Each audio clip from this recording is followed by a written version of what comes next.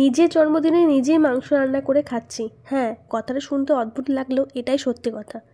কতটা পাল্টে যায় না বিয়ের পর মেয়েদের জীবনটা। যাই হোক, দিনটা ছিল 4 মার্চ 2025 সালে। ছোটোবেলাকার সে স্মৃতিগুলো মনে পড়ে যাচ্ছে আবারও। ছোটো থেকে বড় হওয়া অবধি মা বাবা যেমন খেতে দুপুরবেলা খাওয়ার সময় আশীর্বাদ করার পর খাওয়া শুরু করতাম, ঠিক একইভাবে বিয়ের এই 1 বছর পর সেই সুযোগটা পাওয়া গেল। দিনটা এভাবে কাটছে। জন্মদিনে পায়েস খাওয়াটাই শুভ বলে মনে করা হয়, তাই মা নিজের হাতে তৈরি করে নিয়ে এসেছিলো আমার জন্য পায়েস। যেহেতু পায়েস আমি খেতে ভীষণই ভালোবাসি, তাই মা নিয়ে এসেছিলো আমার জন্যই বানিয়ে। আর ধান দুব্বো দিয়ে সমস্ত কিছু দিয়ে আশীর্বাদ করার পর খাওয়া দাওয়া কমপ্লিট করে নিয়েছিলাম। এখানে আমার শাশুড়ি মাও আমাকে আশীর্বাদ করে নিয়েছিল।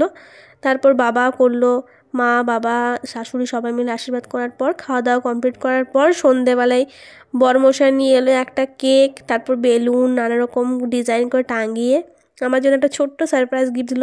জীবন যদি এরকম একটা মানুষ পাশে থাকে তাহলে ঘরের বা বাইরে কাউকেই দরকার পড়ে না। আর আমার গলাটা শুনে তোমরা বুঝতে পারছো যে আমার শরীরটা ভালো নেই। যেহেতু 4 তারিখে জন্মদিনটা পেরিয়ে গেছে, আর 6 তারিখে আমি ভিডিওটা আপলোড করব, তোমাদের দেখতেই পাবে তোমরা 6 তারিখে। তো তার জন্যেই প্লিজ কিছু মনে করো না, কারণ শরীরটা ভীষণই খারাপ ছিল বলে শেয়ার করতে পারিনি ভিডিওটা। ভীষণই খারাপ লাগছিলো। যেদিনকে ভিডিও সেদিনকে শ্যুট করা উচিত বা সেদিনকেই ভিডিওটা এডিট করে দেওয়া উচিত, কিন্তু সেটা আমার হয়ে ওঠেনি। এখনও আমার শরীরটা ঠিক মতো হয়নি ঠিক। তো চেষ্টা করছি যেন শরীরটা ঠিক হয়, আমি আবার আগের মতো সুস্থ হয়ে কাজ শুরু করে দিই। তো তোমরা একটু প্রার্থনা করার জন্য আমার শরীরটা খারাপ থেকে ভালো হয়ে যায়। আমার কি জানি এখনই একটু সর্দি লাগলে শরীরটা দুর্বল হয়ে যাচ্ছে, জ্বর চলে আসছে ঘন ঘন। বুঝতে পারছি না কি এমন হয়েছে হঠাৎ। আর এইখানে দেখো মা বাবা আমাকে একটা ভ্যানিটি ব্যাগ বড় মতো 4টে কুর্তি দিয়ে দিয়েছে। মা বাবা এই এত খরচা কি বলবো, এই কবে পার হলো অ্যানিভার্সারি তোমরা দেখেইছো, আবারও সেই খরচার পর খরচা লেগেই আছে। তো যাই হোক, দিনটা বেশ ভালোই কাটছে। আর এদিকে আমার শাশুড়ি মা আমাকে আশীর্বাদ করে নিল। তারপর সন্ধেবেলা তোমাদেরকে বললামই যে আমার বর নিয়ে এসেছিলো একটা কেক। তো ভিডিওটা তোমরা দেখতে থাকো, পুরো ভিডিওতে দেখলেই বুঝতে পারবে।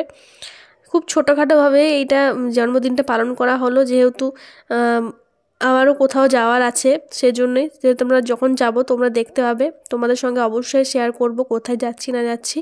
তো যেহেতু 1 বছর কমপ্লিট হয়ে গেছে, তার জন্যেই কোথাও ঘুরতে যাইনি, সেই কারণেই আর কি। দেখা যাক, এখনও ঠিক হয়নি, হলে অবশ্যই তোমাদেরকে জানাবো। তো এইভাবে দিনটা কাটছে। আর তারপর খাওয়া দাওয়া কমপ্লিট করে নিলাম, এখানে আশীর্বাদ হয়ে গেছে।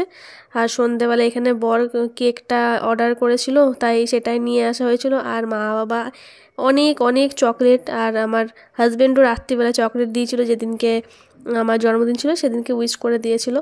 আর এখানে আমরা দুজন মিলে একসঙ্গে কেক কাটলাম। কেক কেটে তারপর তোমাদের সঙ্গে ভিডিওটা শেয়ার করছিলাম। আর যাই হোক, ভিডিওটা কেমন লাগলো তোমাদের অবশ্যই একটা কমেন্ট করে বলবে। অনেক কষ্ট করে ভিডিওটা পোস্ট করলাম, যেহেতু শরীরটা একদমই ভালো নেই। গলা শুনেই তোমরা বুঝতে পারছো যে আমার শরীরটা ভালো নেই। তার জন্য বললাম একটা কমেন্ট করে অবশ্যই বলবে যে ভিডিওটা কেমন লাগলো। চলো তোমরা দেখতে থাকো ভিডিওটা। আর আশা করি তোমাদের ভিডিওগুলো খুব ভালো লাগছে, আমি যে ভিডিওগুলো পোস্ট করছি। এরকম করে আমাদের পাশে থেকো, আর একটু প্রে করো আমার জন্য যাতে শরীরটা ভালো হয়ে যায়। আর কেকটা কেমন লাগছে অবশ্যই বলবে। একটা ছোট্ট দেখে মিনি কেক নিয়ে আসা হয়েছিল। আর এখানে কয়েকটা ছবি আমরা তুলে নিয়েছিলাম। ভিডিওটা কেমন লাগলো অবশ্যই কমেন্ট করে জানাতে ভুলবে না। সবাই সুস্থ থেকো, ভালো থেকো, কারণ এই সিজনটা ভীষণই খারাপ।